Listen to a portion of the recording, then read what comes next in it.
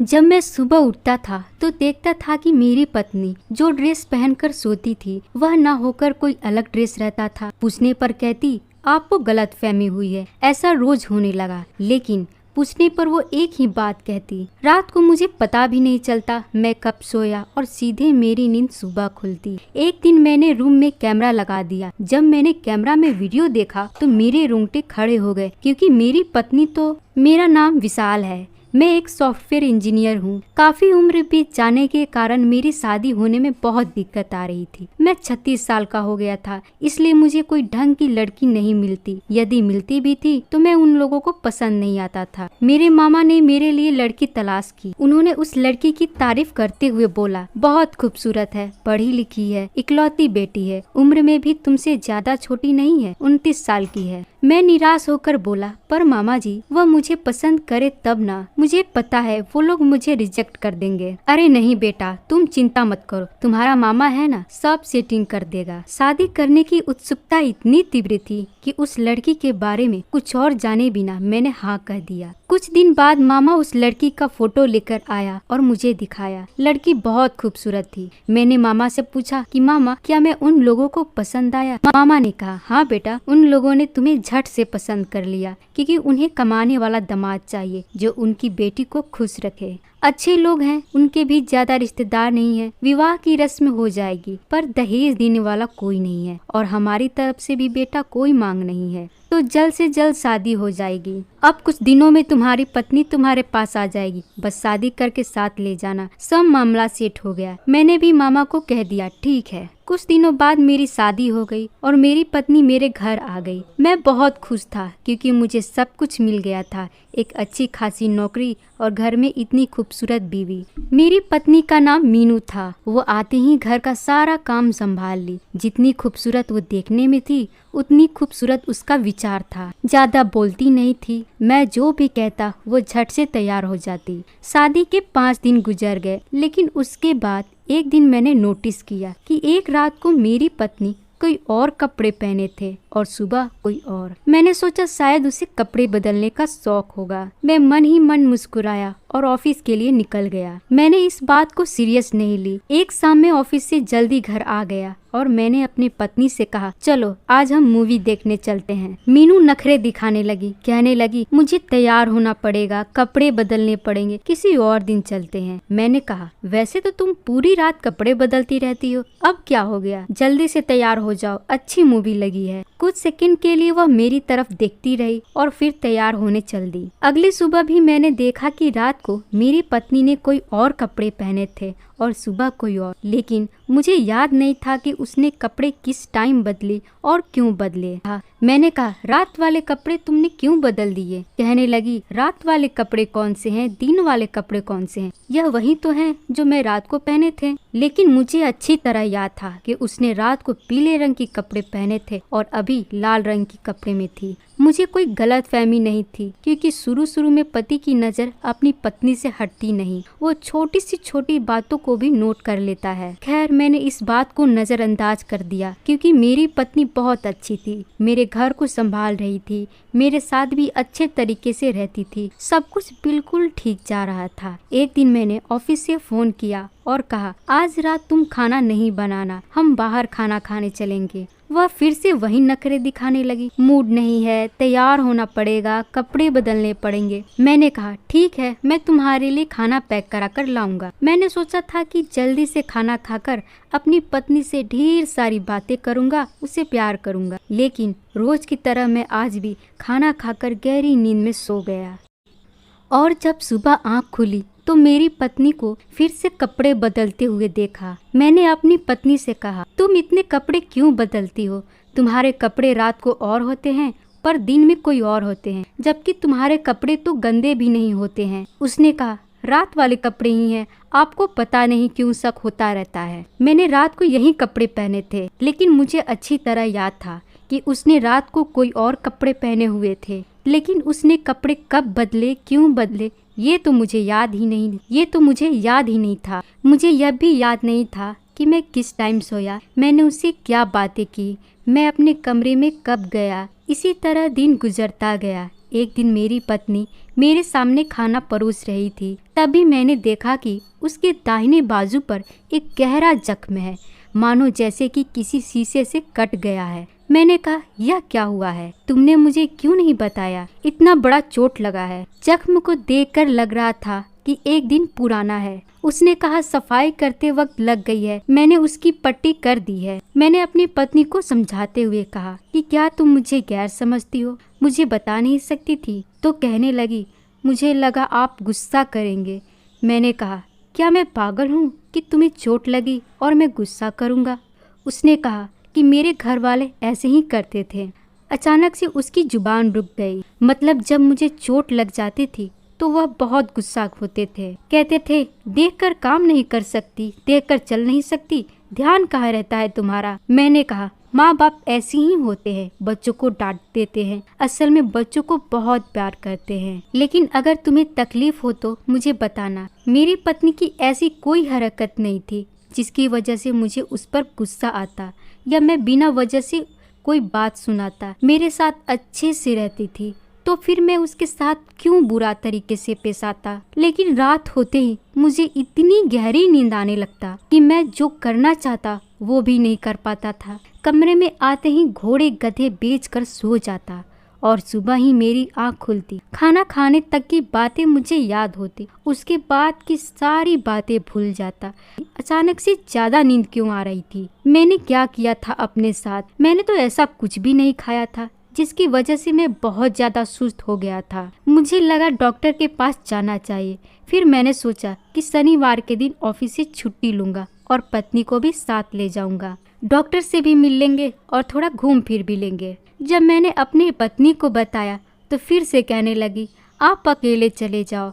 मुझे थोड़ा बहुत गुस्सा आया, लेकिन फिर मैंने कहा कि हम बाजार भी चलेंगे, तो वह झट से तैयार हो गई। अभी तक डॉक्टर के पास नंबर आने में बहुत टाइम था, इसलिए मैंने कहा चलो शॉपिंग कर लेते हैं। वह इतना शॉपिंग की कि डॉक्टर से मिलने का टाइम निकल गया। मैंने कहा चलो कोई बात नहीं, अगले हफ्ते चले जाएंगे। वैसे भी मुझे कोई इतना बड़ा प्रॉब्लम नहीं है, बस थोड़ी सी तो सुस्ती हो रही है। एक बात अजीब थी, मेरी पत्नी को मेरी तबीयत की कोई खास चिंता नहीं थी। उसने कहा, छुट्टी का दिन है, पूरे हफ्ते काम करते हैं, आज आपको सिर्फ मेरे साथ दिन गुजारना है। उसने अपनी सारी ख्वाहिश पूरी करवा ली। काफी सारे पैसे भी खर्च हो गए। फिर मैंने उसे कहा कि इंसान कमाता किस लिए है?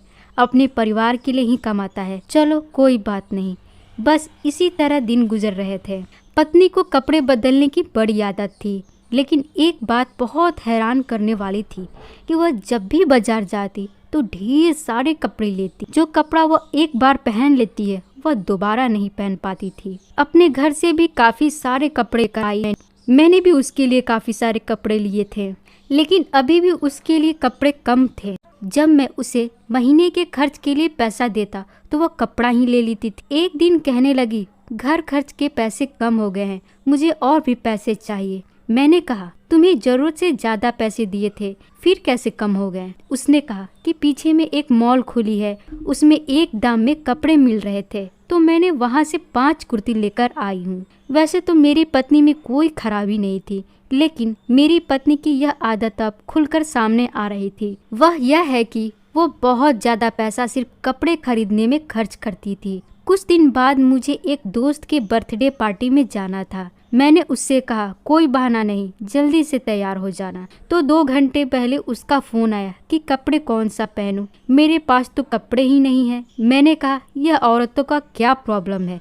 अलमारी भरी पड़ी होती है, फिर भी कहती है मेरे पास कपड़े नहीं। तो मैंने कहा कि पिछले हफ्ते मैंने तुम्हें 8,000 की कुर्ती दिलाया था, उसे पहन लो, उसमें तुम बहुत प्यारी लगती हो।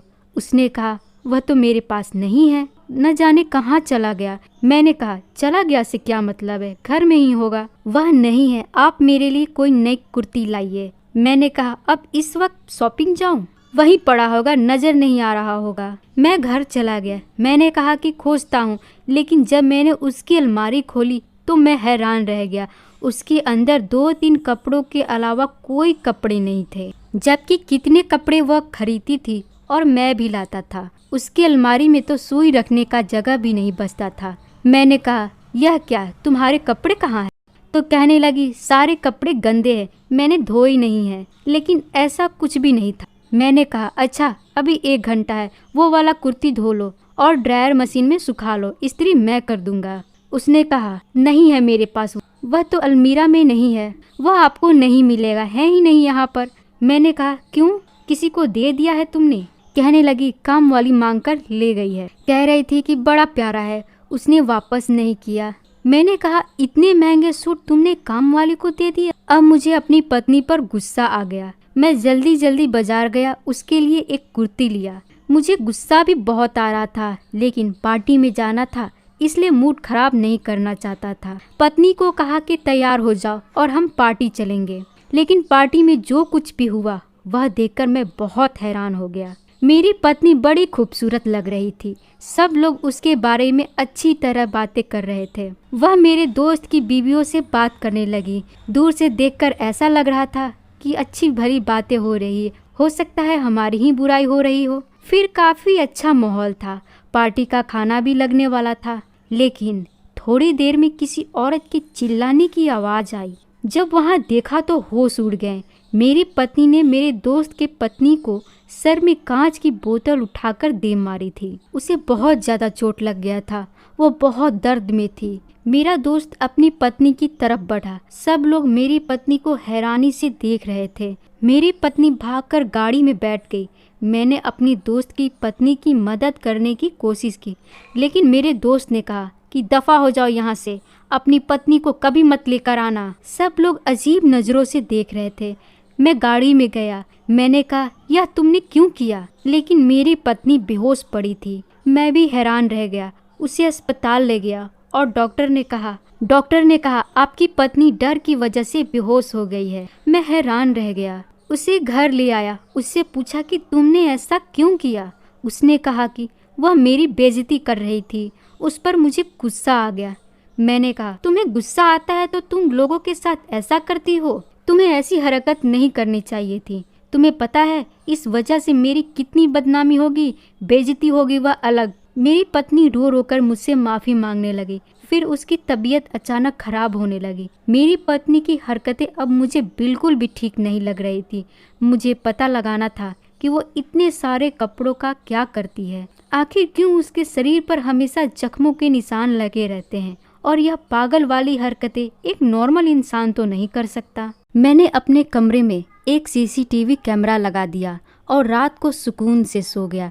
सुकून से क्या, समझो बेहोश हो गया। सुबह जब उस कैमरे की रिकॉर्डिंग मेरे पास आया तो मैं ऑफिस में था। जब मैंने वह रिकॉर्डिंग देखा तो हैरान रह गया। मैंने देखा मेरी पत्नी मेरे साथ सोने का नाटक करके आधे घंटे बाद उठ गई। उसने मुझे चेक किया। वह मुझे ऐसे हिला रही थी जैसे मुझे जगा रही हो। फिर भी मैं जाग नहीं रहा था।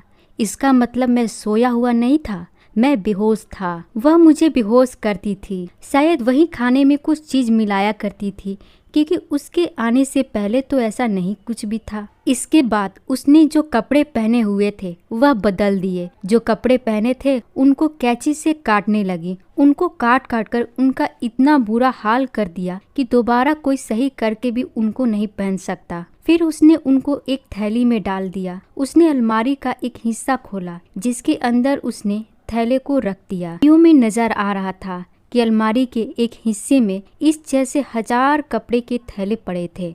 इसका मतलब उसने अपने सारे कुर्तियों को इसी तरह फाड़ फाड़ कर इन थैलों में डालकर वहां फेंक दिया करती है। जो जख्म उसके जिस्म पर देखा वह अपने आप को खुद लगाती है। मेरी पत्नी अजीब सी हरकतें कर रही थी। इधर उधर जाती, कभी आईने में खुद को देखती, कभी हंसती और फिर कभी आकर सो गई। यह नजारा देखकर तो मेरे रूह कांपने लगे। मैं बहुत ज्यादा परेशान हो गया था, लेकिन मैं समझ गया था कि मेरी पत्नी नॉर्मल नहीं है। तभी तो वे लोग झट से मुझसे शादी करवा दिए। मुझे समझ आ गया कि कोई दिमागी बीमारी है। मैं अगले दिन ही टिकट करवाकर उसके गांव चला गया और उसके घर वालों को यह वीडियो भी दिखाई और सब कुछ बता दिया। उन लोगों ने कहा हमारी बेटी को दिमागी बीमारी है, इसलिए हमने अपनी बेटी की शादी आपसे करवाया ताकि सास नंद का कोई झमेला ना हो। मैं हैरान हो गया। मैंने कहा कि मेरी जिंदगी को बर्बाद कर दिया, अब मैं क्या करूं? उन लोगों ने कहा, हमने इसका बहुत इलाज करवाया लेकिन यह ठीक नहीं होती है। डॉक्टर कहते हैं कि इसे पागल खाने में भिजवा दो। मैंने गुस्से से कहा, आपको यही करना चाहिए था, मेरी जिंदगी तो बर्बाद ना होती। जो औरत मुझे बेहोश कर रही है कल को मुझे जहर भी दे सकती है। उन लोगों ने कहा, नहीं नहीं बेटा, आज तक उसने किसी की भी जान नहीं ली है। मैं उसे नहीं अपना लूंगा। अब मुझे उसके साथ कोई रिश्ता नहीं रखना। मैं गुस्से से वहां से निकल गया। मेरी पत्नी की सच्चाई मुझे नहीं बताई गई। अगर वह लोग बता देते तो आज यह सब कुछ ना होता। मैं जैसे ही घर पहुंचा तो देखा कि मेरी पत्नी की आंखों में आंसू थी। उसे देखकर मुझे समझ आ गया, उसे सब कुछ पता चल गया है। वह मेरे पैरों पर गिरकर रोने लगी और कहने लगी, प्लीज मुझे छोड़िएगा नहीं। पता नहीं रात होते ही मुझे क्या हो जाता है, आपको पता न चले इसलिए मैं आपके खाने में बेहोश होने की दवा मिलाती थी। मुझे जब भी गुस्सा आता है मैं अपना आपा खो बैठती हूँ। मैं क्या कर रही हूँ मुझे खुद समझ नहीं आता। अगली सुबह ही मैं उसे शहर के सबसे बड़े साइकियाट्रिस्ट के पास ले गया, क्योंकि मैं भी उसके साथ रहना चाहता हूँ, उसके साथ जीना चाहता हूँ। उसे यूं बीच मझधार छोड़कर नहीं जाना चाहता। भले ही मुझे झूठ बोलकर यह रिश्ता करवाया गया, लेकिन आज मैं उसका पति हूँ। उसे यूं अकेले नहीं छोड़ सकता। करीब 2 साल बीत गए। अब वह हर रात ऐसा नहीं करती। हाँ, किसी किसी रात वह अपना दिमागी संतुलन खो बैठती है, लेकिन पहले से वह काफ़ी बढ़िया हो गई है। बस यही मेरी ज़िंदगी की कहानी है।